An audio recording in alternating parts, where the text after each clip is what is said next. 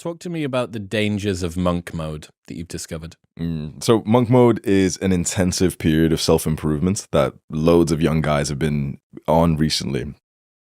It's where you'll cut off everyone, even you will start spending less time with your family, your friends, and you'll go hard on self-improvement, go into the gym, meditating, eating clean, journaling. You can grow a lot during that time, but the danger is that then self-improvement becomes detached from social skills.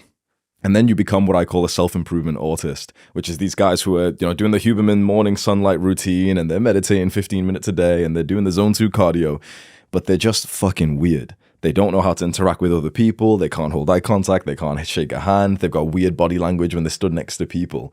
And I realized how many guys I had actually led to that point because I had been doing those intensive monk mode periods myself.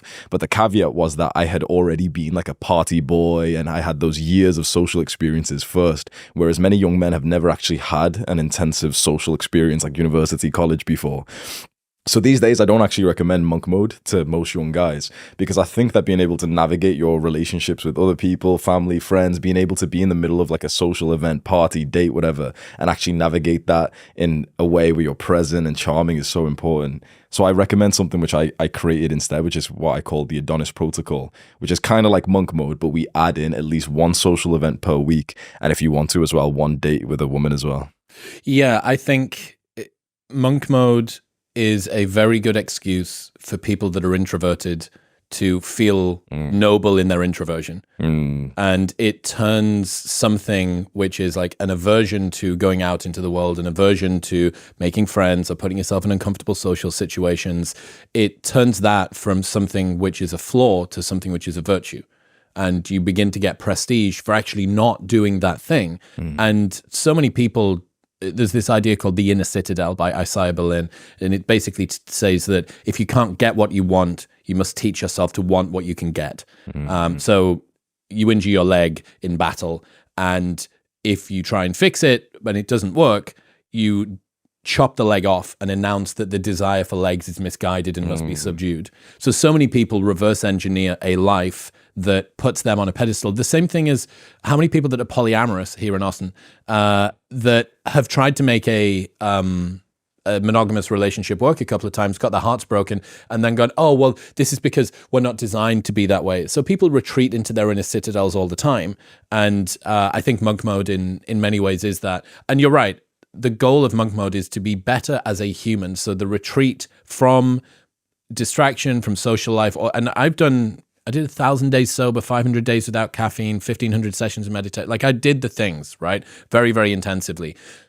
But that was with the goal of then reintegrating. And the strange thing is that self-improvement can become this sort of recursive cycle where you never actually bother to reintegrate. And you go, oh, I've just created myself a new prison now that I just feel a bit more comfortable in. Well, people do that with all kinds of things, like with money. When I was broke, I was like, oh yeah, money's not going to change your life. Money doesn't make you happier. There's a study that said that 70K a year. And it's like, no, but you just don't have it. This is what so many guys in the internet space will be saying about beautiful women. Like, oh yeah, all the beautiful women, they're all brain dead. They're all shallow. They're all, no, bro. You don't get laid. That's why you're saying this. When you start to achieve the thing that you hated on, you realize, oh, it's actually pretty cool. Like making money is really fun. It's actually super valuable. It's helpful for your family. But when you didn't have it, it's so easy to criticize it because you don't have it. And it's more of an insecurity. It's like the guy who doesn't currently go to the gym says to the bodybuilders like, oh yeah, you guys are just gay. It's like, well, bro, you wish you looked like me. Let's be honest. Yeah, it's I had a friend who was training for a bodybuilding competition that I lived with. And he was like a bit of an introverted guy, and he, through his prep, went hardcore monk mode, but obviously all dedicated toward the bodybuilding competition. And then it finished, but the habits didn't finish.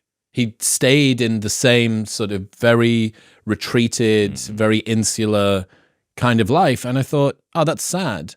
That's someone who has found a way to make something that is a weakness become a noble virtue, and now he's like attached his sense of self-worth to it, and he's probably very nervous to then go back out into the world and be like, oh, how do I even do the social thing? I kind of haven't done it for a while.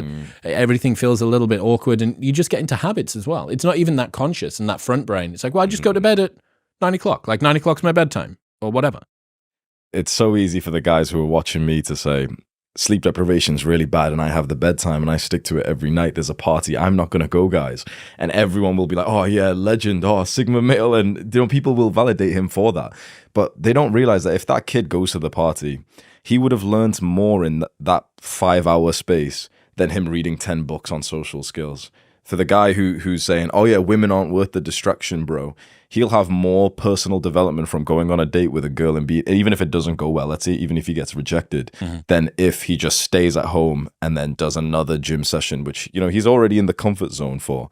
So people don't want to be pushed out of their comfort zone, and it's really easy to criticize the thing rather than to just admit, oh yeah, I'm a little bit scared of it going wrong. When you're doing personal development and it's either guided by yourself or it's in a very controlled environment, which is basically what monk mode or any kind of social retreat is, you make probably quite consistent progress, but it's very linear. You never have any huge black swan events. But doing things with other people, like if you go on a night out and you get drunk in Manchester and lose your keys and have a fight with your friend, that's a big black swan event. You find out a lot about yourself and about how you deal with pressure, and maybe you get into a fight, or maybe somebody tries to like rob you, or you get into a relationship with somebody and then you have to go through a breakup, or you get jealous, or you have to learn about how to integrate emotions. All of these things are huge, huge step changes in terms of your learning experience. And you're right, like it's people who think that all of life's goals can be achieved from the comfort of your desk seat, and it's not. That's the training ground. The actual competition floor is out there in the world. I've read a lot of books on social skills, relationships. None of that will compare to the one night out in Manchester where I ended up stumbling across my old best friend who I used to live with. And I had backstabbed this guy. Like, I fully fucking ruined his life. Me and him fell out. We had arguments. I hated his girlfriend. It was like this. We were close to fighting each other. And I remember before I left the apartment we lived in, I sent an email to his mother, basically like writing on him that he had already dropped out of university, that he was being a criminal, he was starting fights, he was this. Like, I was just being, I was just like a dickhead, basically, 21 years old. And I stumble across him one night, and it's awkward at first, but we're in the smoking area and he comes up to speak to me. And this is like this cool black guy. I always looked up to him. He's charming as fuck. He's so much cooler than me. And he burst into tears. And he's loud, like even in front of girls. Like, I was, holding the composure thinking, wait, that's not cool. You're not supposed to do that, right? And he let it all out. And he said, like, I saw you as my brother. You were like a brother to me. I can't believe you did that. That was completely off limits. You shouldn't have done this. He didn't hurt me, but he grabbed my shirt like this. He expressed anger. And it was so interesting because in my mind, I was thinking, like, wait, you're not supposed to act like that. Like alpha males don't do this. 5 minutes later, I could see that he had actually moved on from the situation. He expressed everything he needed to express and he moved on. Yeah. I kept it in my mind for another... You're still talking about it now? Yeah, I'm still talking about it right now. Yeah. Talk to me about... This is one of my big arcs at the moment. Talk to me about what you think the role of emotions and integrating them and using them are for young guys. Yeah, there's a really good debate about this, actually.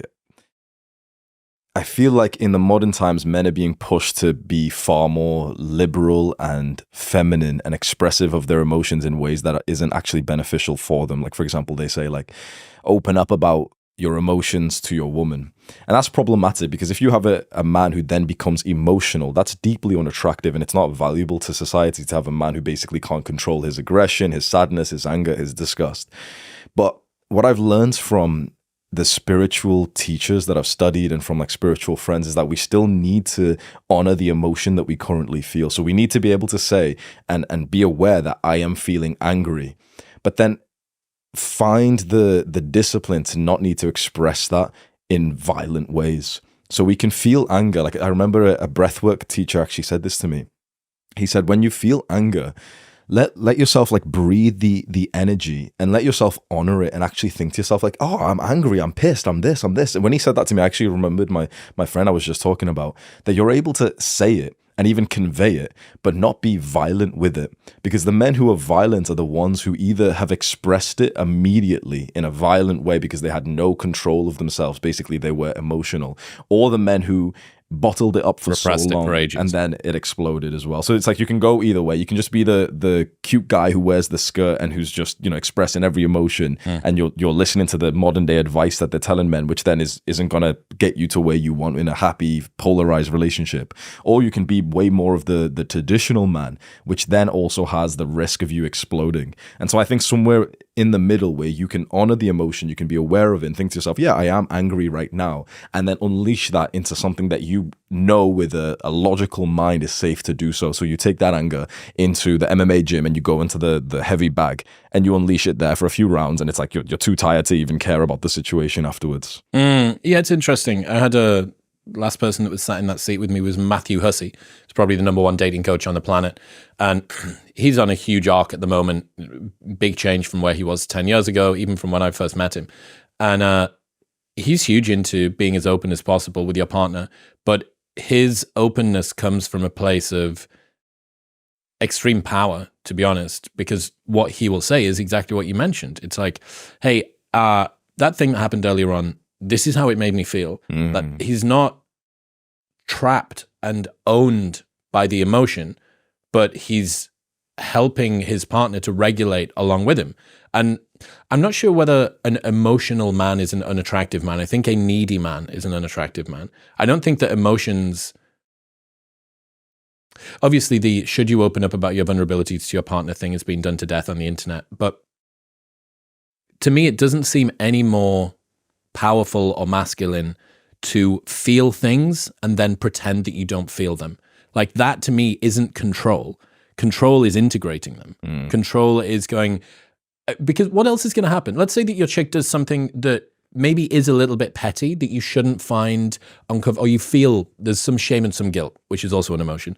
There's some shame and some guilt about the fact that she stays late on an evening time, and you know that her boss fancies her. And you go, hey, look, I feel like every evening when you stay with your boss, I always feel a little bit uncomfortable. I wish I didn't, and I don't really know how to say this, but I'm sort of working through this, and I don't want to get ratty with you. I don't want to say something to you that's gonna piss you off. But I just wanted to put that out there. I felt like it was important for me to, like, that level of truthfulness absolutely can turn some girls off.